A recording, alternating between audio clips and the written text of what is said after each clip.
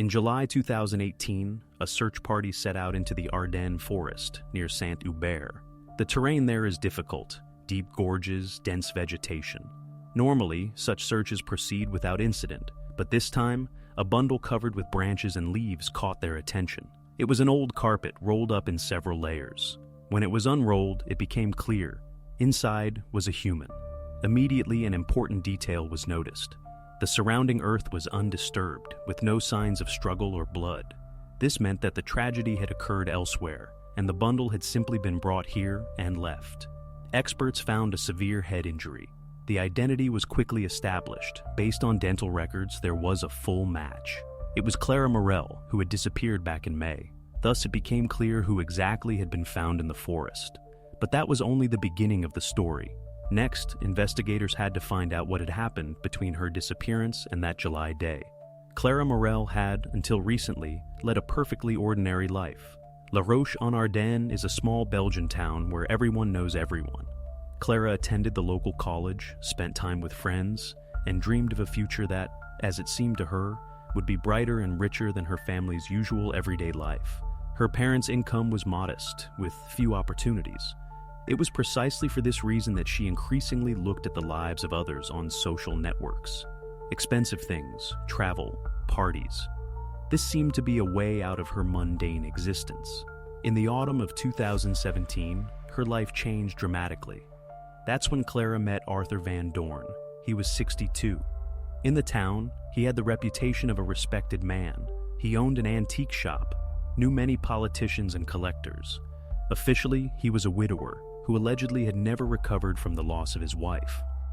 In society, he was considered a generous person, always ready to support local cultural projects. His acquaintance with Clara fit perfectly into this image of a patron. He began to appear by her side on the streets, invite her to restaurants, and give her things her family could hardly have afforded. According to bank statements, a separate account was soon opened in her name, into which funds from his personal accounts regularly flowed. For the police, these documents later became one of the most important pieces of evidence regarding the nature of their relationship. In the memories of her relatives, Clara seemed invigorated. She told her friends that she finally had a chance for a different life, that there was a person by her side who was willing to invest in her future. But this caused serious concern among her parents. In the protocol of the first interrogation, Clara's mother stated, "We expressed our concern about his control. He interfered in her life, decided who she was allowed to meet, and we felt that this was not a simple friendship." Thus, a tension gradually arose in Clara's usual life, which one might not have noticed at first. But it was precisely this tension that would soon become the key to what happened next, and would determine the entire investigation. On the evening of May 14, 2018, a warm spring evening dawned in La Roche-en-Ardennes. En Rue de l'Église, where the Morel family lived, everything was quiet. Clara left the house around 9 o'clock in the evening. She told her parents that she was meeting Arthur Van Doorn. For the family, this was no longer news. In recent months, her visits to him had become routine, and their concern had gradually turned into resignation. Neighbors later recalled seeing her that evening. According to one woman, Clara walked down the street with light luggage. She carried only a small backpack, which she always had with her. No suitcases or bags were with her. This is important. There were no signs that she was preparing for a long journey. Around 9:30, she was seen at the city bus stop. Several witnesses confirmed that Clara was indeed traveling towards the outskirts of the city, where Van Doorn's villa was located. The bus drove along the road towards the hill above the river, and this matched the direction of her meeting. There were no further reliable observations. As night fell and Clara did not return home, her parents initially tried not to panic. In their family, there had already been tense conversations about her relationship with Arthur, and they feared that direct control could lead to an even greater rift. Moreover, there had been delays before. Sometimes she stayed with friends or came back in the morning. But this time, the morning brought no news. At 9:30 in the morning on May 15th, the family contacted the police. The report was immediately taken. It stated that Clara was on her way to Arthur Van Doorn and had not returned home. Given her age and the circumstances, the disappearance was immediately classified as potentially dangerous. The first step was to visit Van Doorn's villa. This address was given in the parents' report as the endpoint of her route.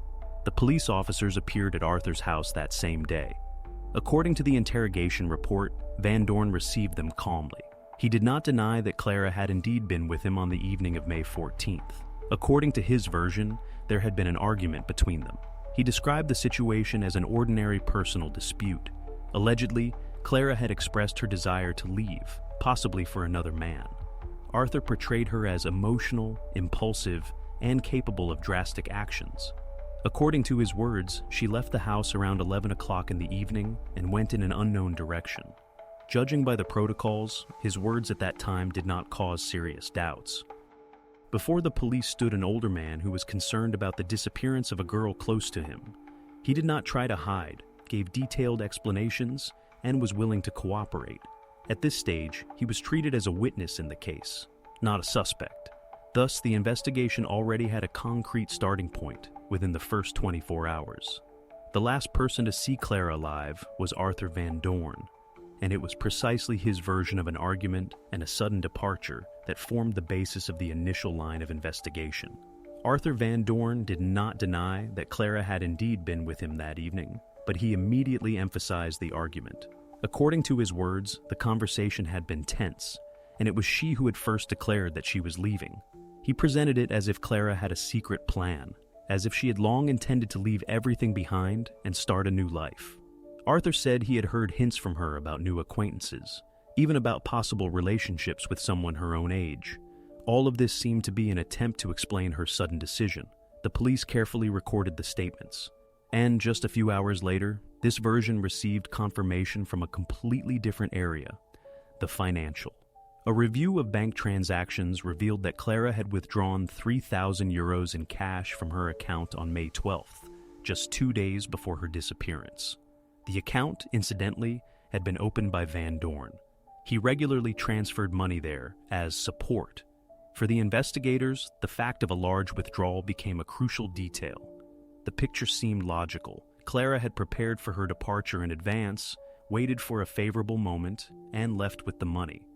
Against this background, Arthur's words sounded credible, and this was reinforced by his image.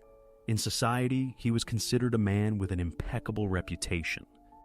He was known as the owner of an antique shop who supported exhibitions, helped museums, and even sponsored urban events. In the eyes of the investigators, before them stood an older man who had lost his wife many years ago, outwardly vulnerable, yet still respected. And it was hard to imagine that he, of all people, could be connected to Clara's disappearance. The Morel family, of course, tried to express their concerns. The mother's words are preserved in the protocols. We expressed our concern about his control. But these statements seemed more like the emotional reaction of worried parents. From the police's perspective, the numbers were far more convincing.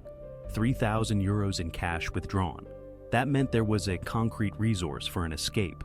Clara's friends also inadvertently corroborated Arthur's version. They said she often complained about life in a small town and dreamed of moving to Brussels or even Paris. Many knew that she wanted to break free. In sum, all of this created a coherent picture. The girl was tired of family pressure and dependence on Arthur, had saved money, and left. It was precisely for this reason that investigators worked along the voluntary departure line in the first few weeks after the disappearance. They checked bus and train stations, reviewed passenger lists, and tried to trace possible movements on the map. But no new traces of Clara emerged. Arthur remained a witness during this time. He cooperated with the police, answered questions, and feigned concern. For the investigators, he was a source of information, not a suspect. His words matched the established facts, and his reputation in society made any doubt unlikely. Thus, the first official version became solidified in the case. Clara had left on her own, with money and the desire to start a new life. But it was precisely this decision, to accept Arthur's version as the basis, that caused the true picture of what happened to remain hidden for many more weeks. And soon, the first details would emerge that would begin to shatter the image of a voluntary escape. As the version of voluntary departure solidified in the case, the police turned their attention back to Clara's belongings, primarily her phone. The analysis of messages became a turning point. Among the chats, one stood out, with a peer named Leo. They had known each other even before her acquaintance with Arthur Van Dorn. Their communication was volatile, sometimes close, sometimes marked by arguments. And it was precisely in these messages that the investigators saw a direct line of tension. Leo did not hide his feelings. In the chat, he openly expressed his jealousy and dissatisfaction that Clara was spending time with a significantly older man. His messages became increasingly sharp. He wrote that he would not tolerate the humiliation, that this old man should not control her life. One message particularly stood out: "I will take care of him." For the investigators, this looked like a potential documented threat. In its entirety, this drastically changed the course of the investigation. For the first time, the police had a person who had a motive and an emotional connection.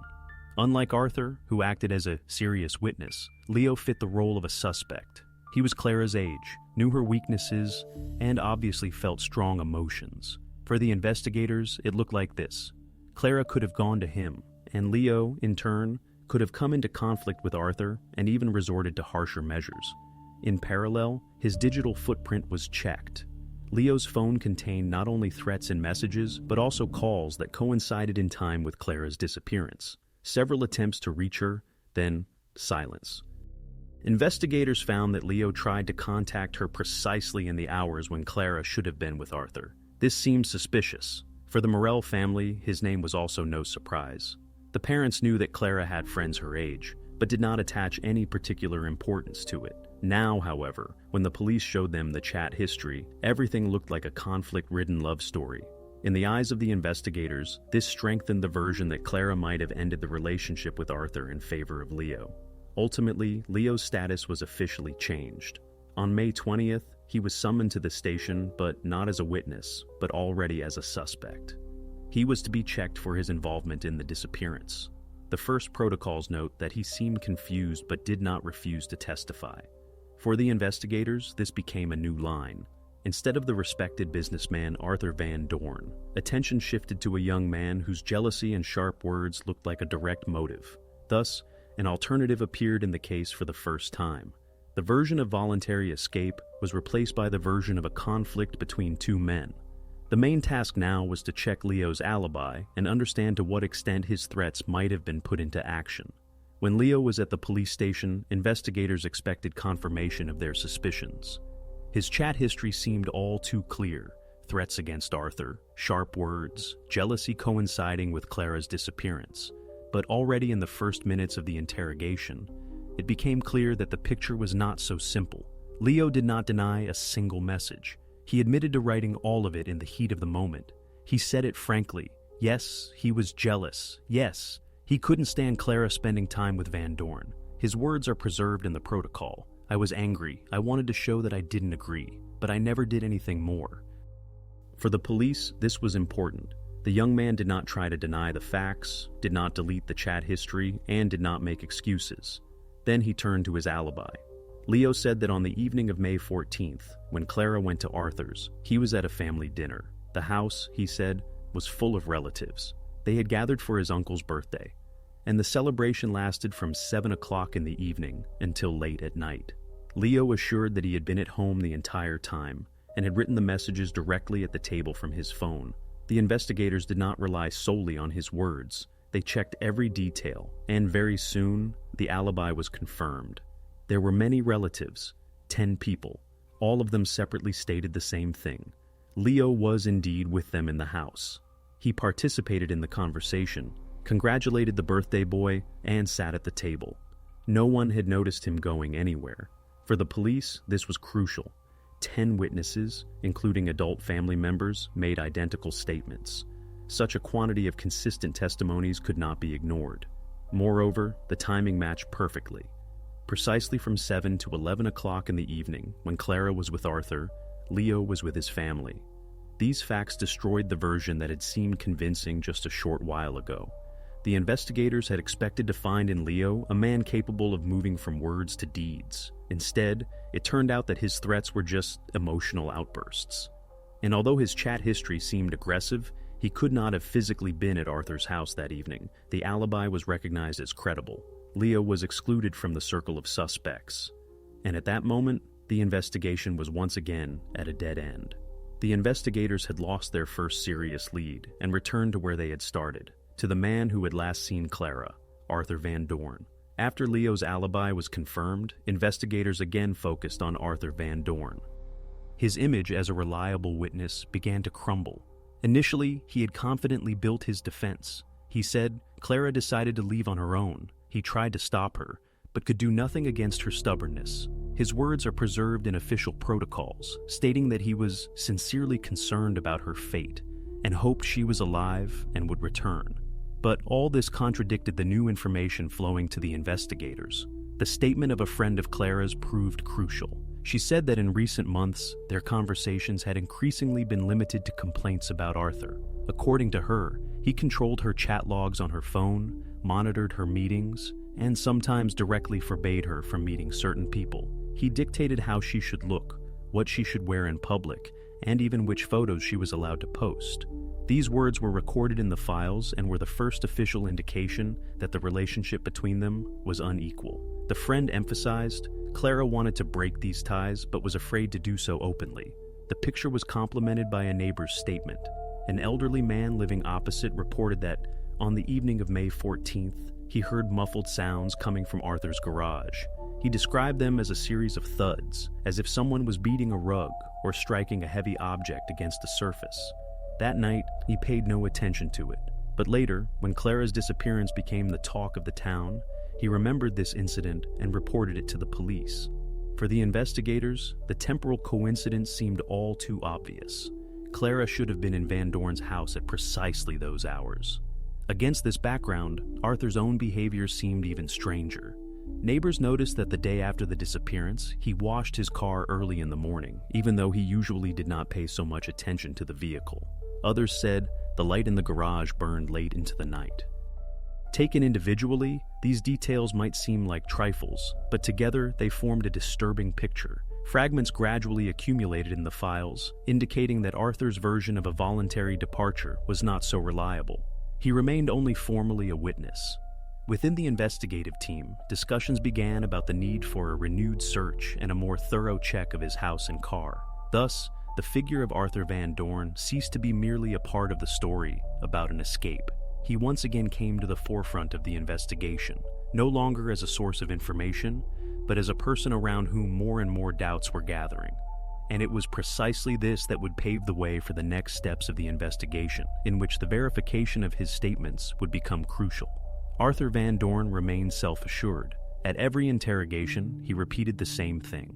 On the evening of May 14th, he and Clara had an argument, she left his house, and he himself stayed in the villa and went nowhere. He presented this version calmly and without hesitation, as if trying to convince not only the investigators, but also himself.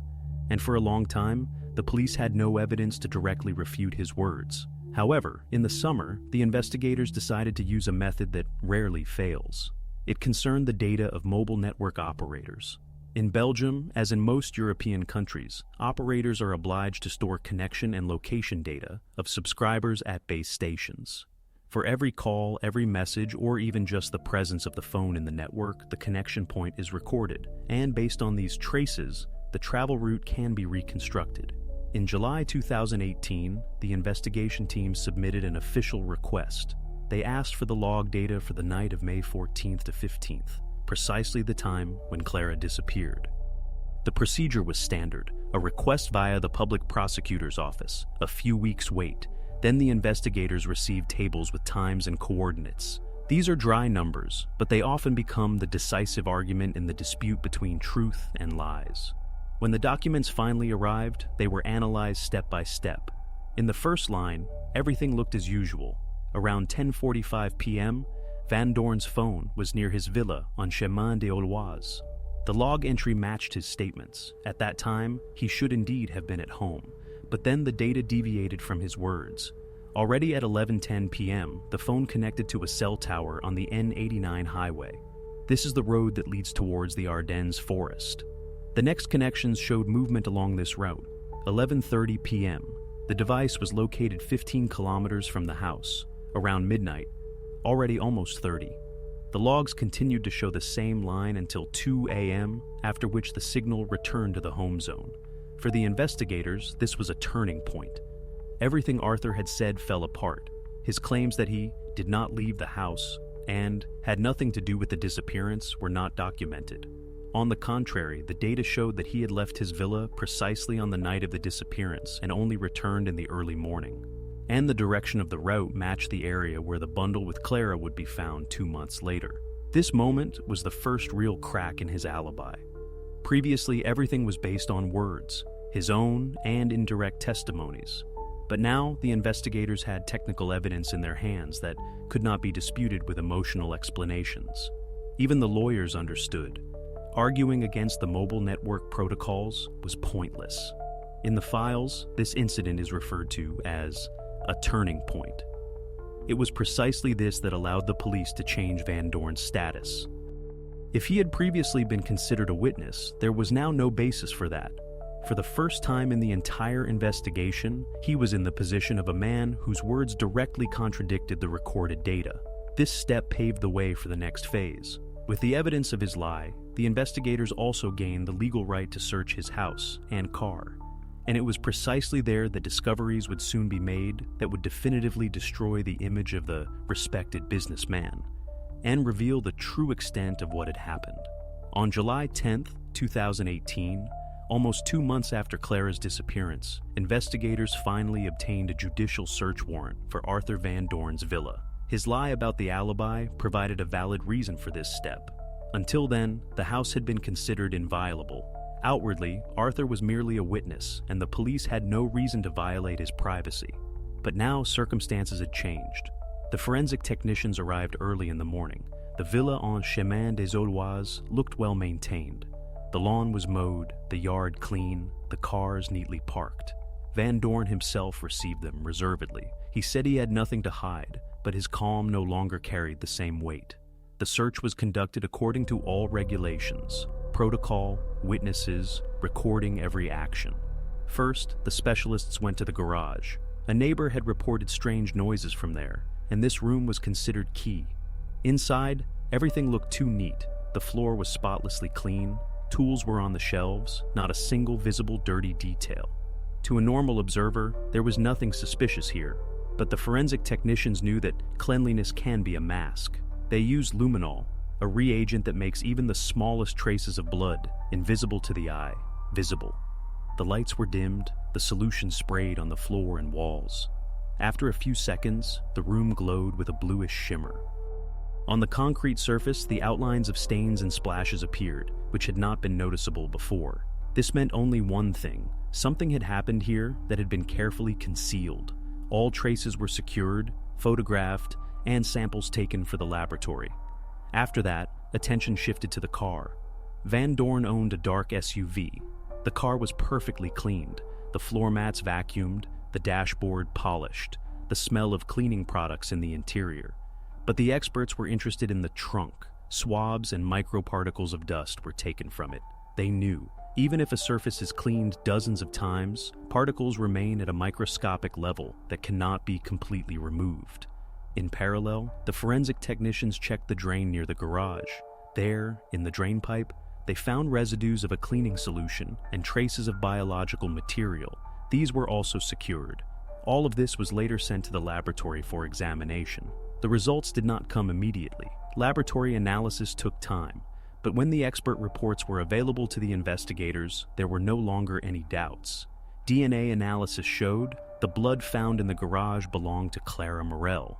This match was absolute, no chance of error. The examination of the soil from the trunk also yielded an unambiguous result. The chemical composition, the mineral inclusions, and the acidity completely matched the soil samples from the Ardennes forest sector near Saint-Hubert, exactly the area where Arthur's phone was located on the night of the disappearance. The match was too precise to be considered a coincidence. In their entirety, these facts coalesced into a single picture. The garage, where strange noises were heard, turned out to be the place where Clara's blood was shed. The car, which Arthur carefully washed the next day, contained traces of soil from the forest into which he had driven that night, and the mobile phone data showed the route precisely to that sector. For the investigators, this was a real breakthrough. Now the case was no longer a mystery about a voluntary departure. Before the police lay a chain of irrefutable evidence connecting Arthur Van Dorn to Clara's disappearance, his house, his car, and the forest section were linked by direct traces. This became a point of no return.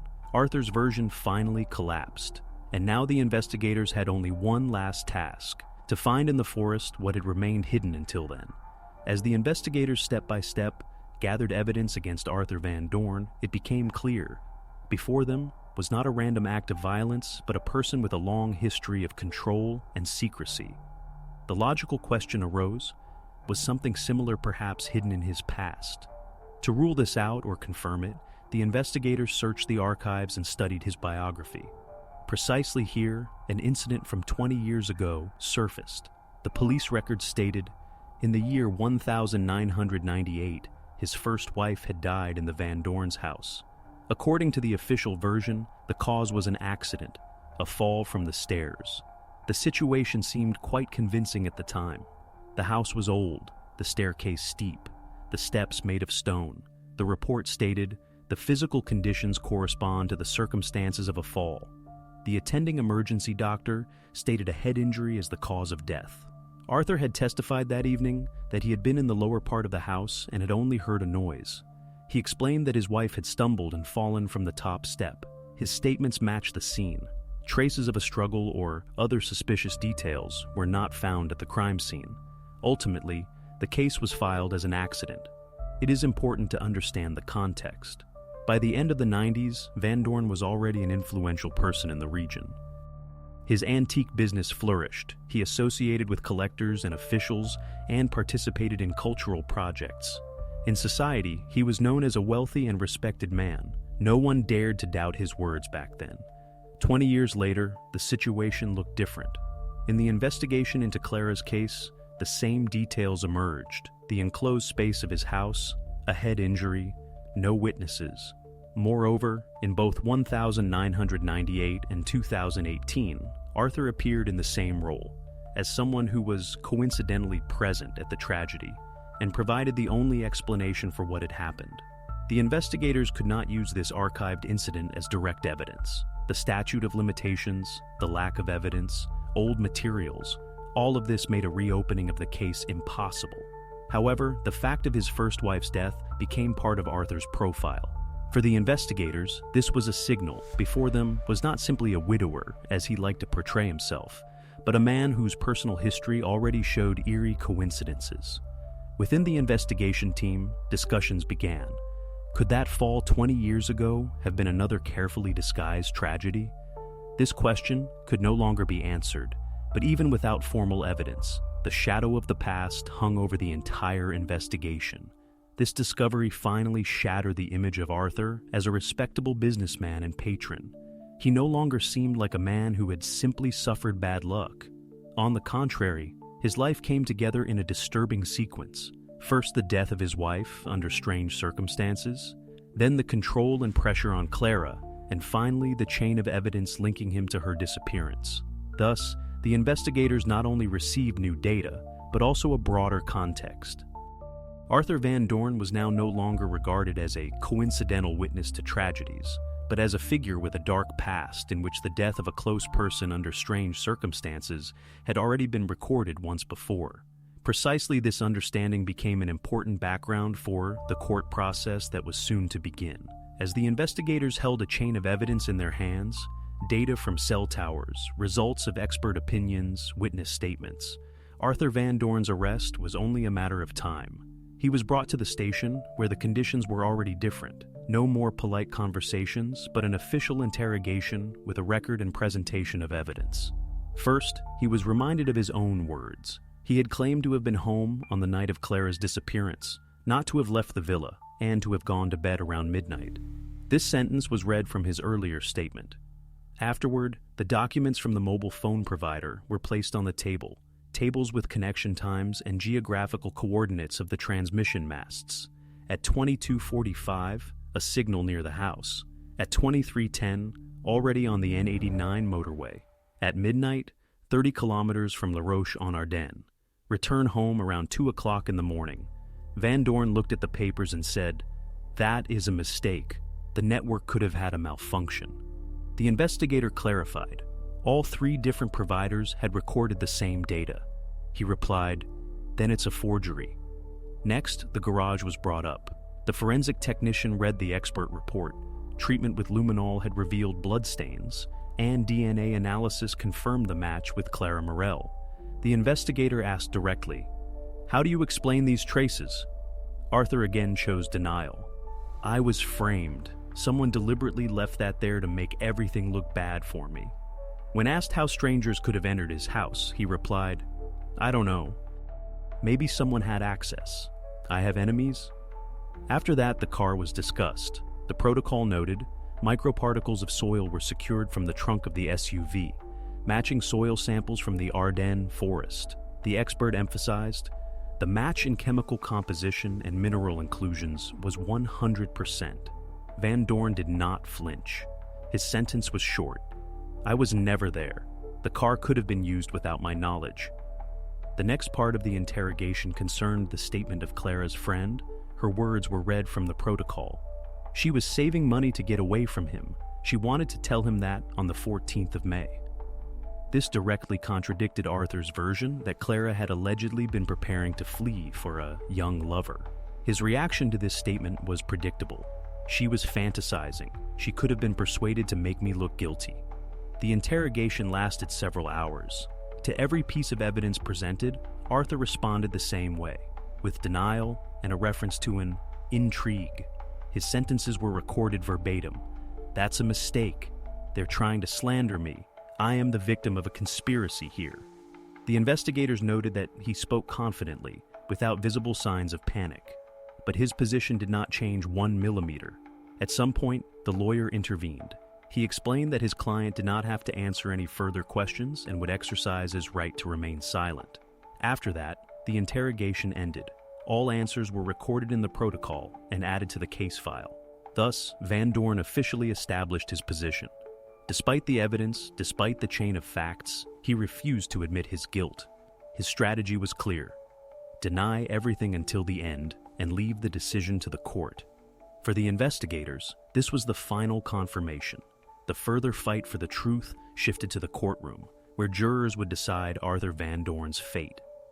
Once the investigators had collected the evidence against Arthur Van Dorn, everything pointed to one thing: he was involved in Clara's disappearance. However, without the main element, her discovery, the lawyers had a chance to shake the indictment. The defense could insist that the evidence was indirect: soil, blood, telephone data. All of this was important, but could be interpreted ambiguously in court. The prosecution understood. As long as the place where he had hidden Clara was not found, the case could not be considered closed. Therefore, in July 2018, the investigators decided to organize a large-scale search operation in the forest of Saint-Hubert. The area was not chosen by chance. Cell phone data had located Arthur's phone exactly there on the night of the disappearance, and the soil analysis from the trunk of his SUV pointed to a characteristic forest section. Forensic experts determined the soil type: sandy loamy with admixtures of limestone and organic material, which matched a specific zone of Saint-Hubert. A square of about 5 square kilometers was marked on the map. Exactly there, the emergency services were sent. On the 12th of July, the search team entered the area. It consisted of police officers, rescue workers, volunteers, and dog handlers with dogs. The terrain was difficult: dense vegetation, swampy lowlands, ravines overgrown with bushes. To speed up the work, the area was divided into sectors, each marked on the map and assigned to a separate group. Systematics was key. Not a meter was to remain unseen. The work lasted hours. People painstakingly combed through the thicket, dogs picked up tracks and went into the ravines. But for a long time, the searches remained fruitless. Towards evening, a group examining one of the ravines noticed something strange: a layer of branches and leaves that was too neatly arranged, as if someone had tried to hide something underneath. When they began to clear it away, it became clear this was not a natural layer. Beneath it was a bundle, wrapped in an old carpet. Forensic technicians were immediately called to the scene. The investigation was carried out with extreme caution. The carpet was dense, Persian style, with a characteristic pattern. The fabric had retained its structure, and on its fibers, experts later found microparticles that became crucial. Everything was documented by photo and video. Every step was recorded in the protocol. When the carpet was brought to the laboratory, the results confirmed the most important thing. The fibers of the fabric matched a carpet from Arthur Van Doorn's house. Upon checking the inventory lists of his collection, it turned out precisely this carpet had been reported as lost. The match was 100%. What was found in the ravine belonged to Arthur. For the investigators, this was more than a find. It was the point that connected all the scattered facts into a single line. The phone was located on the road to Saint-Hubert. The soil from the trunk matched the soil of exactly this sector. Blood traces of Clara were found in the garage, and now her remains were found in a carpet belonging to Arthur. Such a combination of evidence could not be explained by chance. Each piece supported the other, transforming the case into a coherent, impenetrable picture. For the prosecution, this was the long-awaited moment. Now they had not only suspicions and indirect coincidences, but direct evidence that Clara had not disappeared on her own. On the 12th of July 2018, it was noted in the case files, a bundle containing Clara Morel, wrapped in a carpet from Arthur Van Doorn's collection, was found in the forest of Saint-Hubert. Precisely this find definitively confirmed his involvement and paved the way for the court process that was to put an end to this story. After the search team discovered the bundle in the forest of Saint-Hubert, and the expert opinions confirmed its connection to Arthur Van Doorn's house and car, a decisive moment arrived for the investigators. Now, the case ceased to be merely a police investigation. The phase began where the word passed to the prosecution and then to the court. The prosecutors meticulously gathered all materials into a single package. It contained everything: the phone's movement data, the results of the DNA analysis of the blood from the garage, the analysis of the soil from the trunk, witness statements from neighbors and Clara's friend, forensic experts' reports on the found carpet. Notes and protocols were prepared for each point. All of this formed the basis of the indictment. The wording sounded extremely dry and official. Arthur Van Doorn is accused of premeditated murder under aggravating circumstances. The category aggravating included the particular cruelty of the act, manipulative relationships with the victim, and the attempt to obscure traces of the crime. For the prosecution, it was important to emphasize this was not an accident, not a spur-of-the-moment dispute, but the deliberate killing of a person who was trying to leave. This moment became a turning point for Van Doorn's status. From the beginning, he was listed as a witness, then as a suspect. Now he officially became the accused, facing a real prison sentence up to life imprisonment. During interrogations, Arthur continued to deny his guilt. His position remained unchanged. He called all evidence a mistake, a forgery, an attempt to tarnish the name of a respected man. He claimed that the investigators had fabricated evidence and incited witnesses against him. His lawyer insisted that the evidence was circumstantial and could not be accepted as direct proof. The prosecution, however, argued the opposite. For them, the totality of the evidence formed a complete picture. Arthur controlled Clara. She was preparing to leave. On the evening of the 14th of May, she was with him. Her blood was found in his garage, the soil in his car, and her remains in a carpet that belonged to him. Each link in this chain confirmed the other. The official indictment was the result of the entire pre-trial investigation. It was handed over to the court with the complete case file. Now the question was no longer the task of investigators or experts. Everything was to be decided in the courtroom, where jurors and judges would hear both sides and render a verdict. For Clara, this trial was the only chance for justice. For her family, the opportunity to hear the truth, officially recognized by the court. For Arthur himself, the beginning of the end of his carefully crafted image as a respected patron and widower. Precisely from this moment on, the story finally left the investigation phase and entered the phase of court proceedings, where the final point was to be set. The prosecution approached the trial systematically. All scattered evidence found during months of investigation had to be assembled into a single picture. For the court, not only the totality of facts was important, but also their logic. How each action combined into a sequence that explained exactly what happened on the night of the 14th of May, 2018. This reconstruction was built step by step. The basis was formed by mobile communication data, expert findings, witness statements, and forensic reports. First, Clara's arrival time at Van Doorn's house was reconstructed. Witnesses had seen her on the bus towards the outskirts of town around 2100. Around 2130, she should have arrived at the gate of his villa. According to the prosecution's version, a conversation took place in the house where Clara informed Arthur of her decision to leave. This incident was confirmed by her friend's testimony and by Arthur himself, who admitted to an argument during interrogation.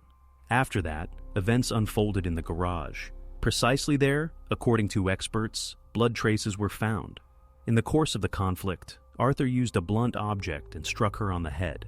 Experts determined the type of injuries, which matched a heavy object, and the traces of blood splatters on the concrete floor confirmed. It happened exactly there. After the incident, he proceeded to cover up. Arthur wrapped Clara in one of the carpets from his collection. This carpet would later be found in the forest of Saint-Hubert. The ownership of the carpet was proven by inventory lists and fiber analyses. After that, the events unfolded during the night. At 23:10, Arthur's phone is located on the N89 motorway. At 23:30, 15 kilometers from the house. At midnight, already in the area of the Saint-Hubert forest. This aligns with the investigator's version. Precisely during this period, he took the bundle into the forest. In one of the ravines, at a previously chosen location, he hid the bundle and covered it with branches and leaves. The soil from the trunk of his SUV later matched this exact forest sector in its composition. After that, around 2 o'clock in the morning, his phone is again located near the villa. Arthur returns home. Here he begins to eliminate the traces. In the garage, he carefully washes the floor. In the car, the trunk. In the drainage system near the garage, remnants of cleaning agents with particles of biological material are found. A neighbor confirms that evening he heard dull thuds from the garage, which later matched the suspected time of the crime. Other neighbors state the next day he washed his car early in the morning, although he had not paid so much attention to cleanliness before. Thus, the prosecution meticulously built the sequence. 21:30, Clara's arrival at the house. Around 2200, argument in the garage.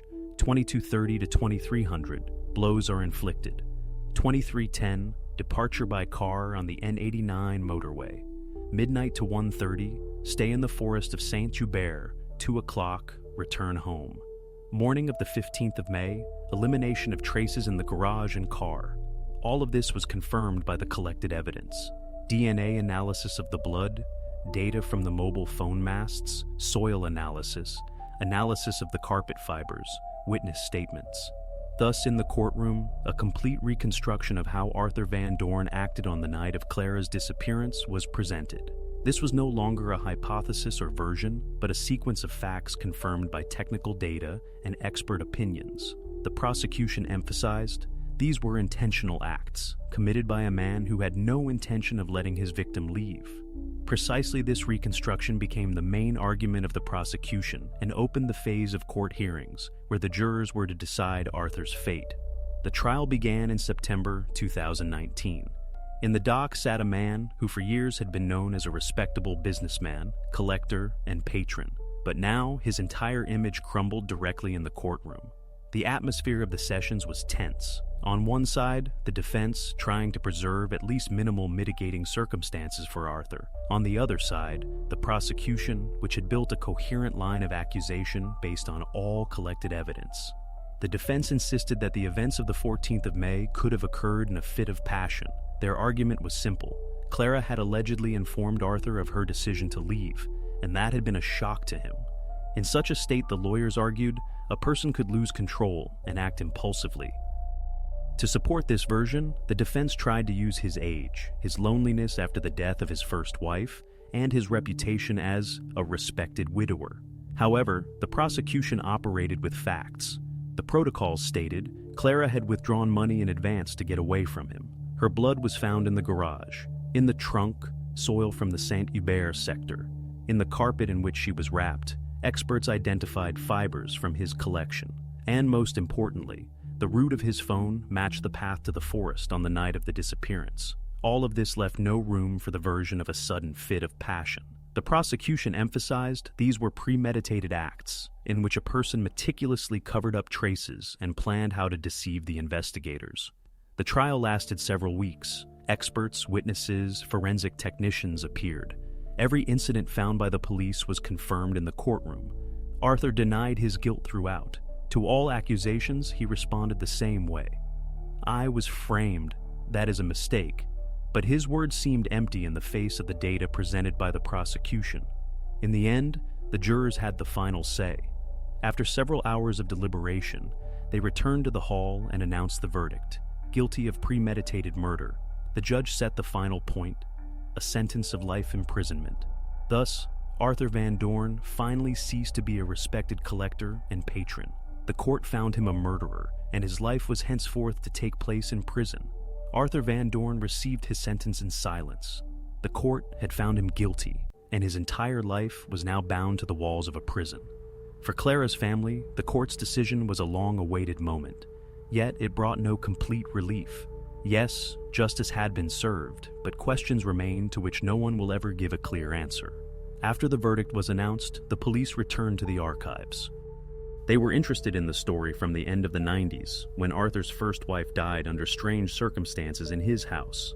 At that time, everything was explained by a fall from the stairs, and the case was closed. But now, after the trial in Clara's case, the investigators looked at the old files differently. Too many coincidences, a head injury, no witnesses, and again only his words about what had happened. The archive was opened, the expert opinions reviewed, but formally the investigation could not be reopened. The statutes of limitations had expired, and no new evidence was found.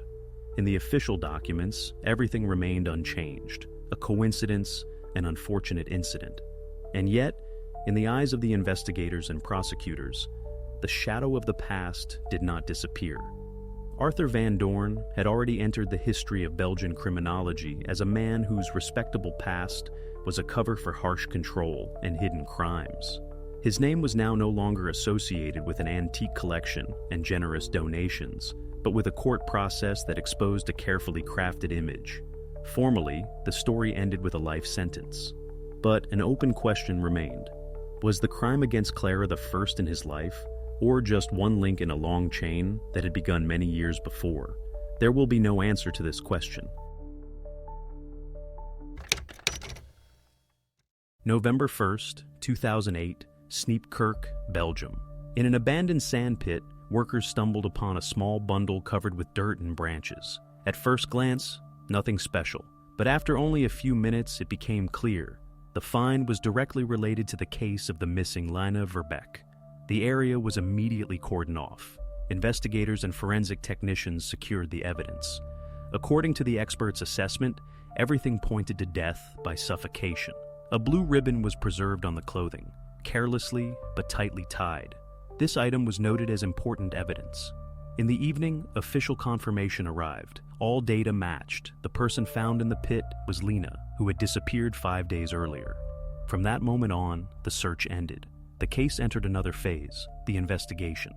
Now the inquiry had to reconstruct the chain of events and determine who had brought the story to such an end, and how. Lina Verbeek lived in Ostend, a small Belgian coastal town, an ordinary family without loud scandals or problems. The father, Peter, worked for a transport company. The mother, Annelie, was employed in the accounting department of a local firm.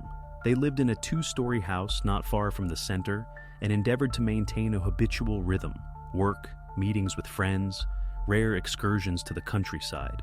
Everything seemed calm, orderly, and predictable. Lina attended the De Zonebloem kindergarten. It was a small institution on the outskirts of the city, next to the Maria Hendrika Park. The kindergarten was considered safe. It had permanent staff, the grounds were fenced, and parents had no reason to doubt its security. Usually, Peter dropped Lina off in the morning before work, and Annelie picked her up. This schedule almost never changed. October 27, 2008, was no different from any other day. In the morning, Peter put Lina in the car as usual and drove her to kindergarten. At that moment, everything seemed familiar, without the slightest hint that the day would end in tragedy. As he said goodbye to his daughter at the gate, Peter could not imagine that he was seeing her for the last time. Until evening, no one suspected that this very day would be a turning point. At 16:30, Lina's mother, Annelie, arrived at the De Zonebloem kindergarten. She wanted to pick up her daughter, as she did every weekday, but the teacher delivered unexpected news. Lina was neither on the playground nor in her group. At first, it looked like a misunderstanding. The staff thought Lena might have simply hidden or been engrossed in play. A quick search of the premises began. By 1645, all rooms, ancillary rooms, and the yard had been checked, without result. After 25 minutes, it became clear. The situation was more serious than it had appeared in the first few minutes. At 17:10, the teacher called the police. The report was registered as a disappearance. The arriving patrols immediately inspected the premises. At that very moment, they discovered an important detail. The back gate, which led to the parking lot and residential areas, was unlocked. After the call to the police, the first investigation team arrived at the Bloom kindergarten. The evening quickly turned into night, and every minute counted. The investigation began immediately on the premises: the yard, the playgrounds, the ancillary rooms. No trace of Lena's presence. Everything looked as if she had simply vanished. The investigators questioned the staff. Teachers and caregivers repeatedly stated the same thing. They had not noticed any strangers on the premises. The day at the kindergarten had passed calmly. No one had noticed anything suspicious.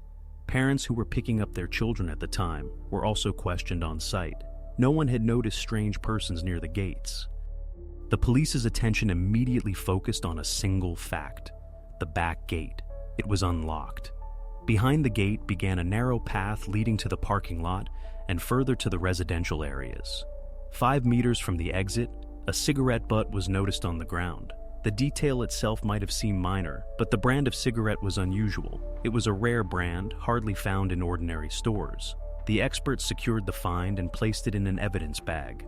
When officers showed Lena's mother a photo of the cigarette butt, the reaction was immediate. Annalie recognized the brand.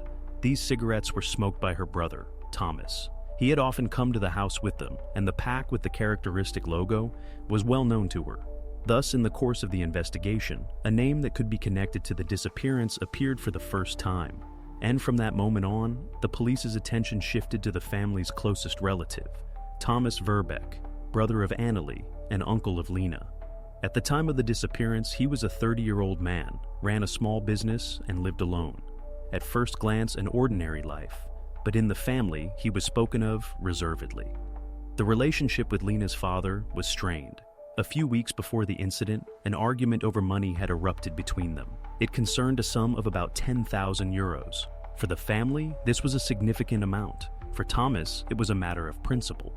The police recorded this incident. In the eyes of the investigators, a personal conflict and major financial disagreements looked like a quite weighty motive. Moreover, the find at the gate, a cigarette butt of a rare brand, directly linked the situation to Thomas. This detail became for the investigators not only a piece of evidence, but confirmation of their hypothesis. The disappearance could have been planned by him. The first steps were checks. Lena's parents were questioned.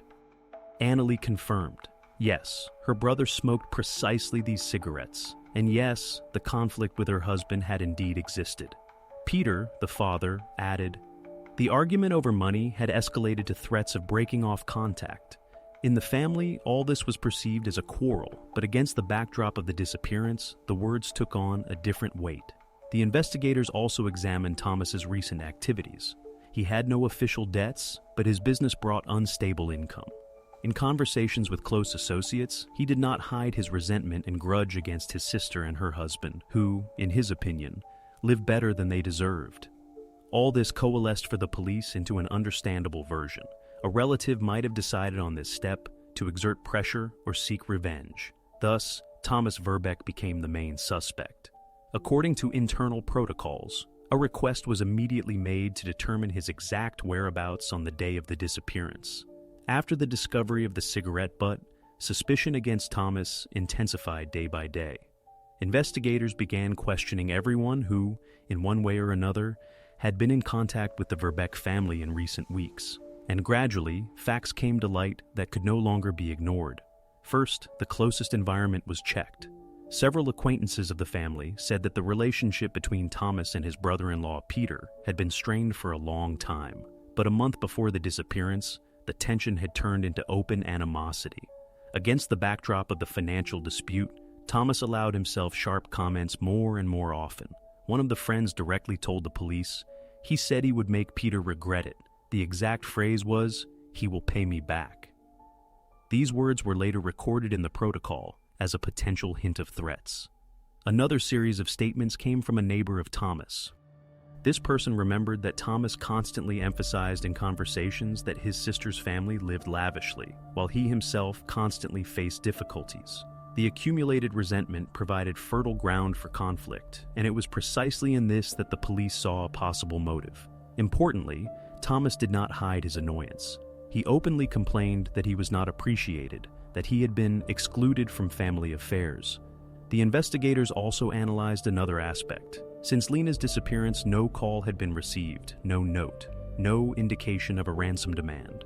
This contradicted the classic pattern of kidnappings. Normally, parents receive contact with a money demand within the first 24 hours. Here, there was none. This meant that the greed version seemed weaker than the personal feud version. When considering everything together, the evidence in the form of the cigarette butt, the recorded threats, the financial conflict, and the absence of attempts to gain an advantage, the picture became increasingly clear. In parallel, Thomas's banking transactions and movements were checked. He had not made any major expenses or trips, but it was confirmed that he was constantly in the region. This was consistent with the presumed possibility of having been near the kindergarten at the time of the disappearance. Each new detail strengthened the suspicion. For the investigators, Thomas became number one in this case, and although there was no direct evidence yet, the totality of the facts looked quite convincing. The judge issued an arrest warrant for his questioning. This decision was the logical continuation of the version that precisely the closest relative could be involved in Lena's disappearance. On October 28th, the police invited Thomas to the station for official questioning. Formally, he was treated as a relative and potential witness, but in the eyes of the investigators, his figure already occupied a key role in the inquiry. From the first minutes, the meeting did not go as expected. To questions about his whereabouts on October 27th, Thomas answered evasively. He spoke about general matters, mentioned trips, but did not give exact addresses, times, or witnesses. When the investigator directly asked him to name the place where he had been in the second half of the day, Thomas declared, "That is my private matter." This sentence was recorded in the protocol and later played its role. The situation seems strange. In such cases, relatives' cooperation with the police is usually comprehensive. Everyone understands that the speed of the search depends on it. Here, however, the impression arose that Thomas was deliberately avoiding answers. He not only refused to provide a convincing alibi, but also emphasized that he did not consider it necessary to explain himself. Such behavior reinforced suspicion. The investigators recorded all details. During the conversation, Thomas behaved tensely, sometimes raised his voice, and complained about unfair treatment. He was even annoyed that the police asked direct questions about his habits, his circle of acquaintances, and his last meetings. To every inquiry, he reacted rudely and clearly showed his reserve. After several hours of fruitless questioning, the investigators decided to verify his statements with other methods. A series of requests was made to border control, to check for possible border crossings, and to banks to analyze his card transactions during the relevant period. These data could show exactly where Thomas had been on the day of Lena's disappearance, and whether his movements matched the picture of events the police were reconstructing. Thus, the refusal to cooperate did not dismiss the attention on him, but, on the contrary, intensified it. Now, the verification of his alibi had to be done through official channels, through documents and records. The results of the inquiries began to arrive almost simultaneously, and from that moment on, the investigation took its first sharp turn. Until then, investigators had been convinced. Everything led to Thomas. Too many details pointed precisely to him. But the official documents arriving from various sources destroyed this version step by step. First came the data from Brussels Airlines. A ticket from Brussels to London was registered in the name of Thomas Verbeek. The date, October 26th, one day before Lena's disappearance. The police checked. The flight had indeed taken place. The departure was in the evening, without delays. In the passenger database, Thomas was recorded as a person who had boarded this plane and flown to Great Britain. This information immediately required additional confirmation. The investigators made an inquiry to British Border Control. The answer came quite quickly. According to their data, Thomas had crossed the border on the evening of the same day. In the electronic database, there was a record of entry, plus a paper entry of the control at Heathrow Airport. These documents were official and excluded the possibility of an error. But to be finally convinced, the police decided to check his financial activity, and precisely here, the picture finally came together. The bank statement showed several transactions made with Thomas's card on October 27th, the day of Lena's disappearance. In the morning, payment for fuel at a gas station near the airport. At noon, a hotel booking in the center of London. Later, a receipt from a small cafe. Each transaction was dated and located, and all of them were within the British capital. Factually, this data completely excluded the possibility of Thomas's presence in Ostend. To be near the kindergarten, he would have physically had to be in Belgium, but official sources recorded him in another state. Even if he had wanted to hide his movements, it would have been impossible to fake such traces.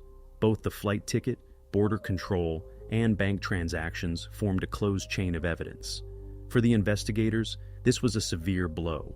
Several days earlier, they had been convinced they were moving in the right direction. They had a motive, the financial dispute. They had indirect confirmations, the cigarette butt at the gate, angry remarks. All this looked like a solid version.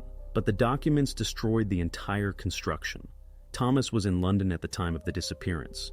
That was an irrefutable fact. Of course, the investigators could not simply dismiss his role. Theoretically, he could have been indirectly involved, for example, through intermediaries. But for that, there would have had to be evidence of a connection to other people. At that time, such facts did not exist. This meant that the police could no longer consider him the main perpetrator.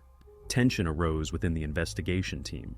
Some felt that precious time had been wasted, that too much focus had been placed on Thomas. Others argued the version was logical, and anyone in their place would have done the same. But the fact remained a fact. The main suspect had received an airtight alibi, confirmed by 3 independent sources. This was also a shock for the family. Annalie and Peter had been convinced just yesterday that precisely the brother could be involved in the disappearance. But now, it turned out that he was in another country at the crucial moment.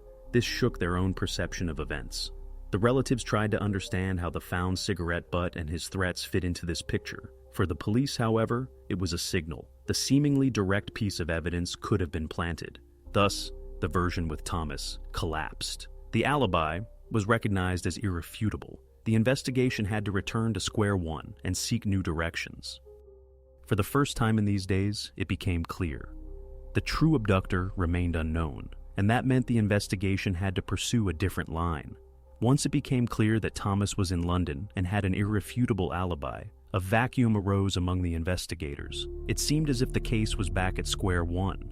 However, after only a few days, the situation changed thanks to an unexpected source of information. On October the 31st, a child psychologist was invited to the kindergarten. The task was not only to support the little ones who had witnessed Lena's disappearance, but also to try to gather new details through confidential conversations. The psychologist worked individually with each child, trying not to ask direct questions, but to allow the children to tell what they remembered themselves. The usual answers concerned games, friends, everyday moments. But one boy, 5 years old, unexpectedly said a sentence that immediately changed the course of the investigation. His words were recorded in the protocol. "Lena went away with Auntie Elke." This remark immediately attracted the attention of the investigators. Until then, none of the adults had reported strangers on the kindergarten premises. But here it was not about an unknown person.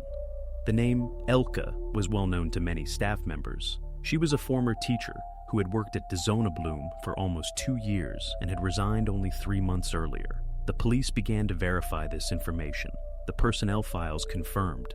Elke, 22 years old, had indeed been listed as an employee.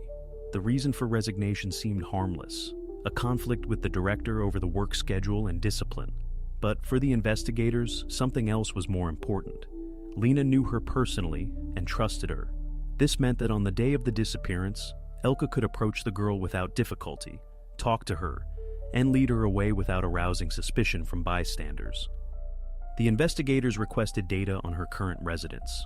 It turned out that in recent months, Elke had rented a small house in the village of Sneepkerk, about 15 kilometers south of Ostend. This address immediately attracted attention.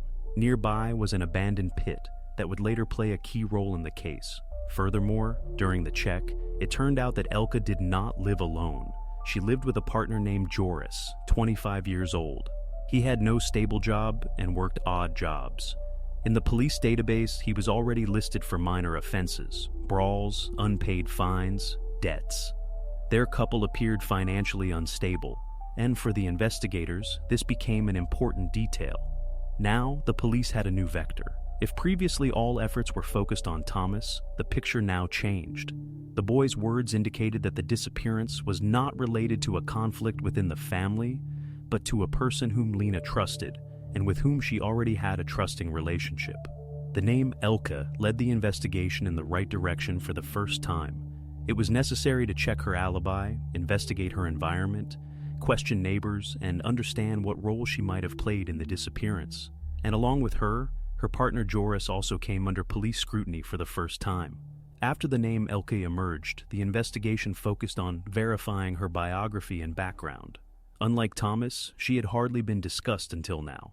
But it quickly became clear, behind the outwardly calm figure lay facts that could explain her possible role in Lena's disappearance. Elke was a young woman who had just turned 22 years old. She had indeed worked at the De Zonnebloem kindergarten, but her employment there ended in a scandal. Colleagues remembered that she was often late in recent times, failing to show up for shifts without warning. The management issued her several warnings, and finally, 3 months ago, the decision was made to terminate her employment. The official reason sounded mild, absenteeism, but employees spoke among themselves about her life being unstable and her distant behavior. Her partner, Joris, turned out to be a man with an even darker reputation. He was 25, with no stable job.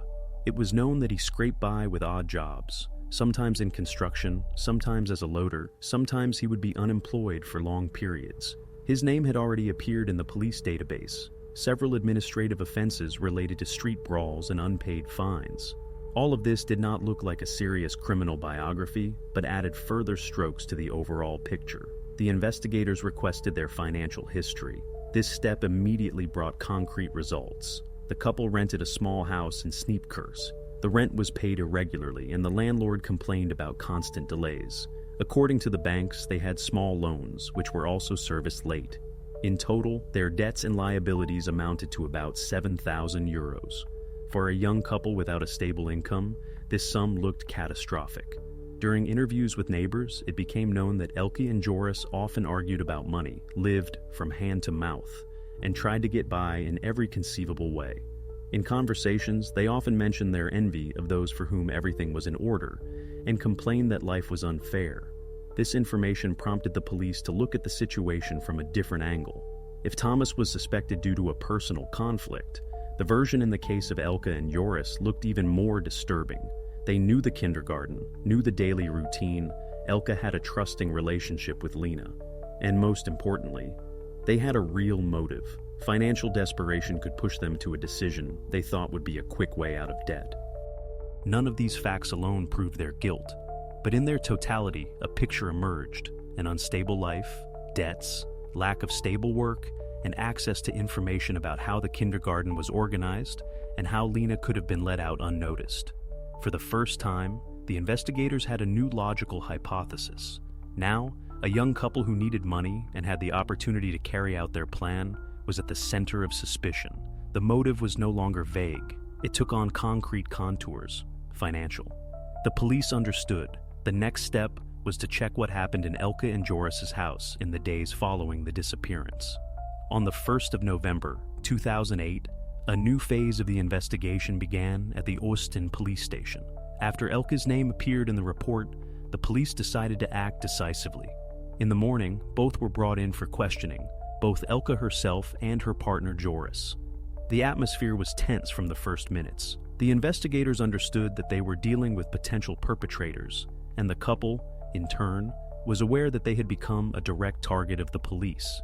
First, Elke was interrogated. She looked dejected but tried to maintain her composure. To questions about where she had been on the 27th of October, she answered uncertainly. First, she said she had been at home, then she added that she had been out on business. She did not provide details, and to clarifying questions, she answered evasively. At one point, she declared directly, "I didn't do anything, and I don't understand why you suspect me." Then Joris was called to the table. His behavior was different. He was gruff, often interrupted the investigator, and tried to show annoyance and independence. When it came to the 27th of October, he confidently stated that he had been with an acquaintance in Bruges all day. However, he refused to name the acquaintance, stating, "I won't drag anyone else into this." The investigators immediately noted the statements contradicted each other. Elke claimed to have been at home, while Joris insisted on having traveled to another city. Neither of them could provide evidence for their words. At this point, the police already had initial technical data. The investigators had requested the connection data for both suspects' mobile phones. The picture was eloquent. According to the mobile service provider's data, neither phone was registered in Bruges nor at the house in Sneepkerk on the 27th of October. The signals from the base stations showed their location in the Ostend area, specifically near the same kindergarten. This information was presented during the interrogation. The reaction was revealing. Elke turned pale and fell silent, as if she didn't know what to answer. Joris, on the other hand, became even more aggressive.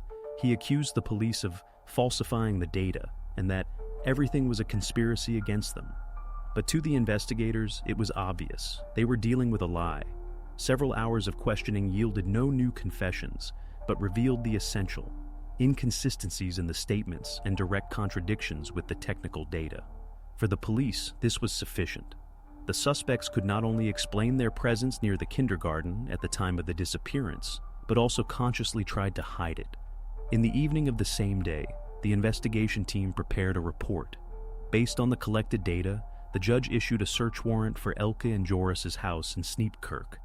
It was there that the police expected to find confirmation of their suspicions, and possibly the crucial evidence that would definitively link them to Lena's disappearance.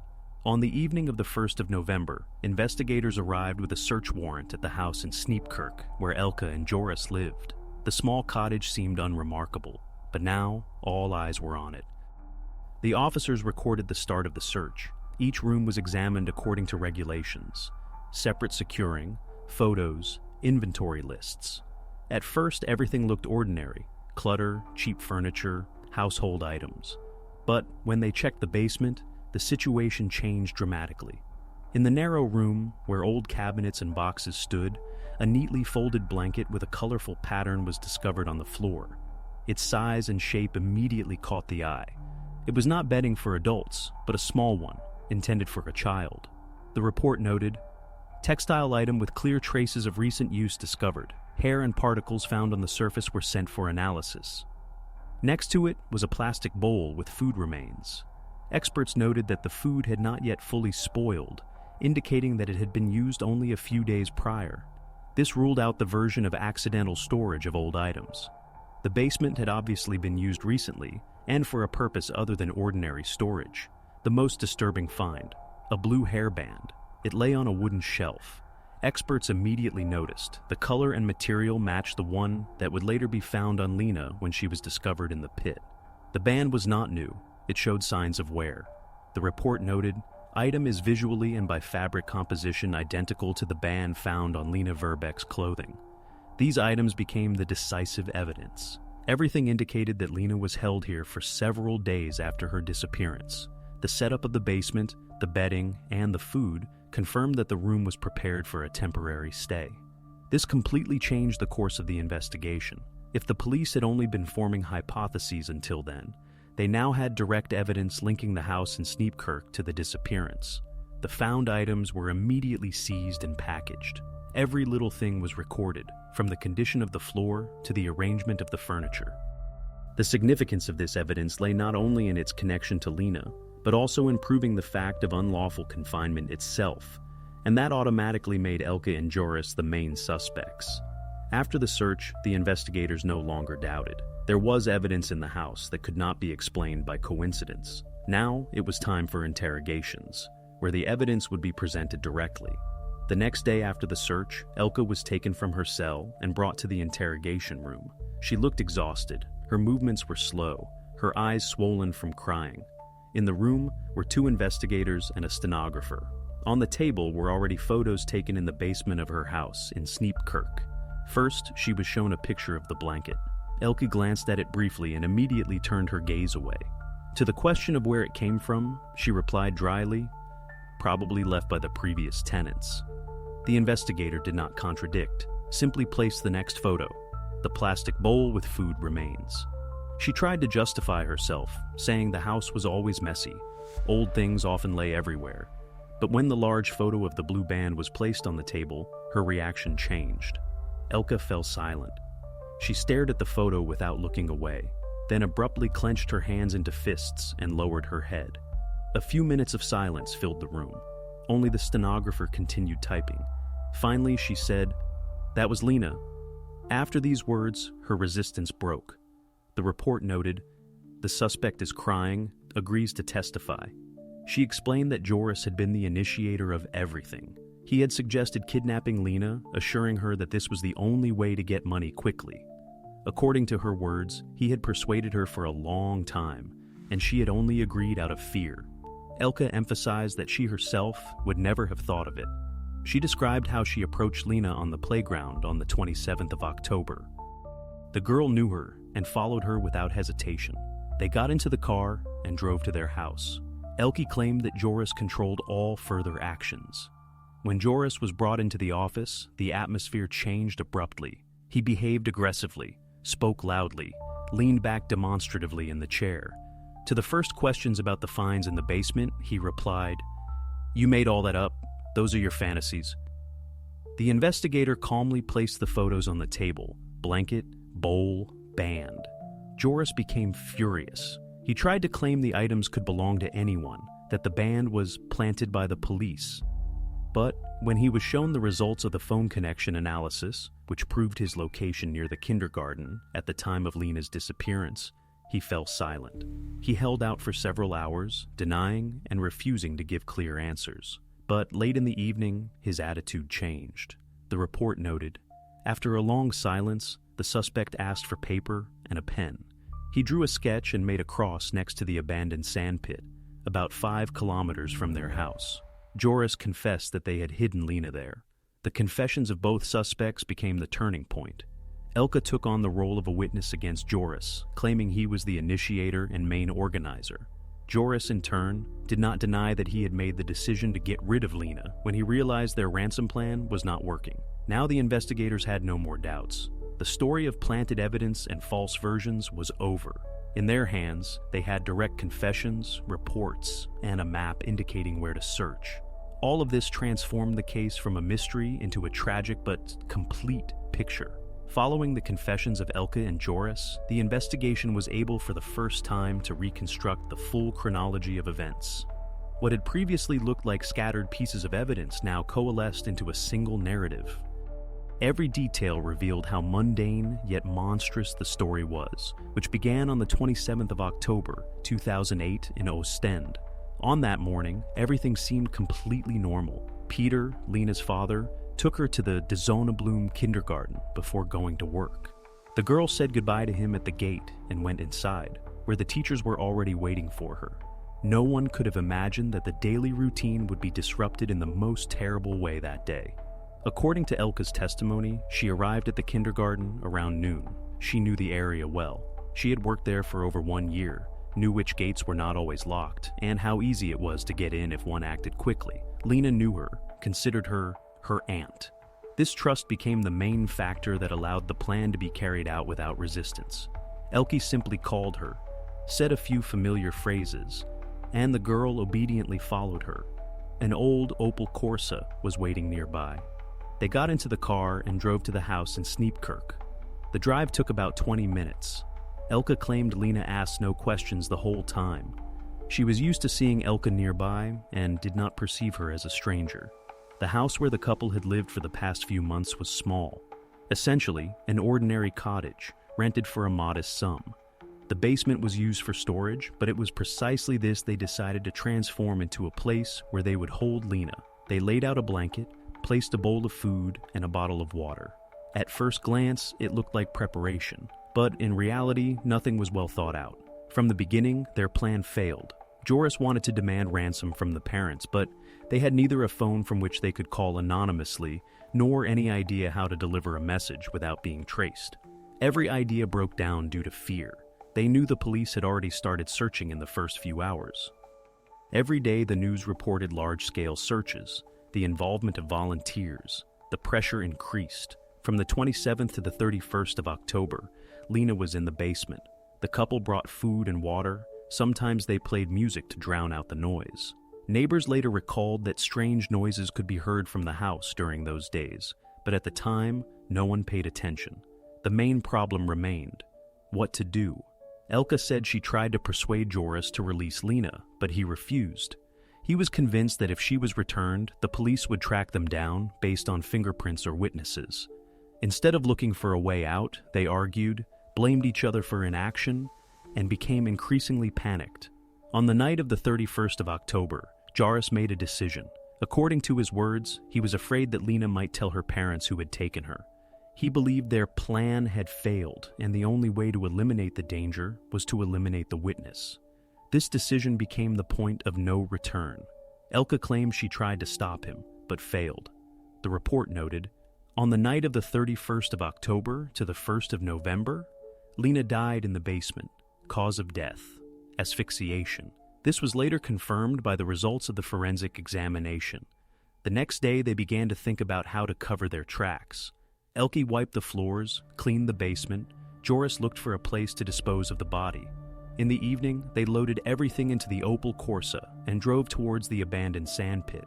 This place was only 5 kilometers from their house, and Joris knew it well.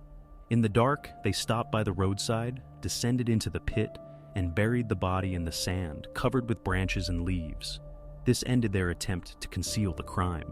The court records show that the entire chain of events lasted 5 days. 5 days filled with fear, stupidity, and a complete lack of a plan. They made no calls, wrote no notes, did not even attempt to contact the parents. Their kidnapping plan was in reality a chain of panic decisions, each of which worsened the situation. Elka herself plays a special role in this story. Her statements show a woman who was afraid of her own partner and could not resist him. At the same time, however, she consciously participated in every step. She led Lena out of the kindergarten, helped hold her in the basement, disposed of the traces when everything was over. Joris was the initiator, but Elke was not an uninvolved witness. Her actions made the crime possible. In the end, the investigators were able to reconstruct the complete picture. 27th of October, abduction at the kindergarten. 27th to 31st of October, confinement in the basement. Night of the 31st of October, death. Night of the 1st of November, disposal of the body in the pit. Every step was confirmed by testimonies, evidence, and expert opinions. The most terrifying thing about this story is not the cold blood or an elaborate plan. On the contrary, everything was done hastily and without thought. The driving force of events was not calculation and cunning, but banal panic and stupidity. They wanted to get money quickly, but they didn't even know how to do it, and as the pressure increased, fear drove them to new mistakes. For the investigators, the reconstruction became a decisive step.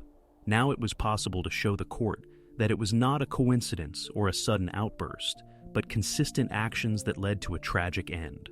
From this moment, the investigation entered its final phase.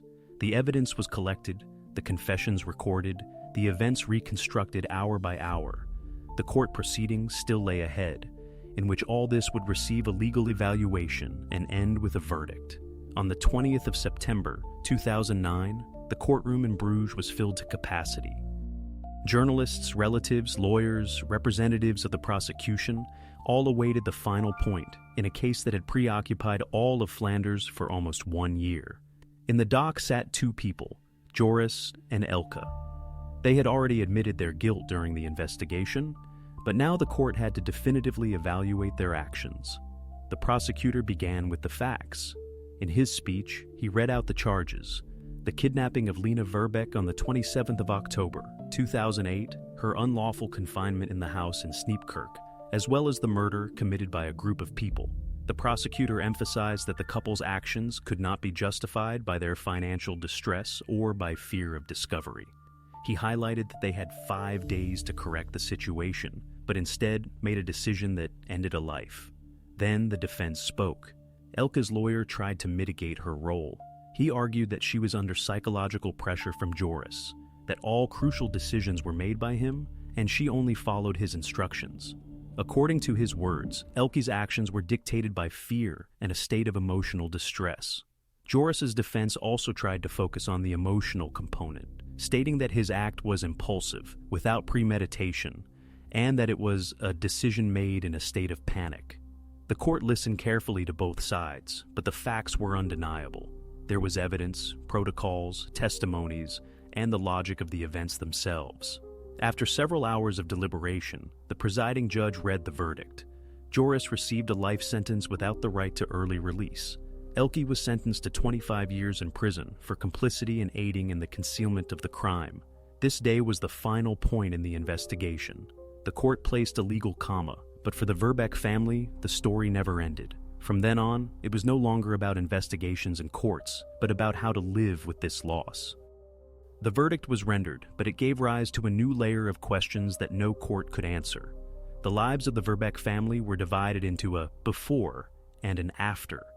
Peter and Annelie could no longer stay in Ostend, where every house and every street reminded them of Lena. A few months after the trial, they sold their house and moved to another region of Belgium to try to start anew. The press at the time reported that the family deliberately avoided the public and refused interviews and contact with journalists. For them, it was the only way to somehow continue living.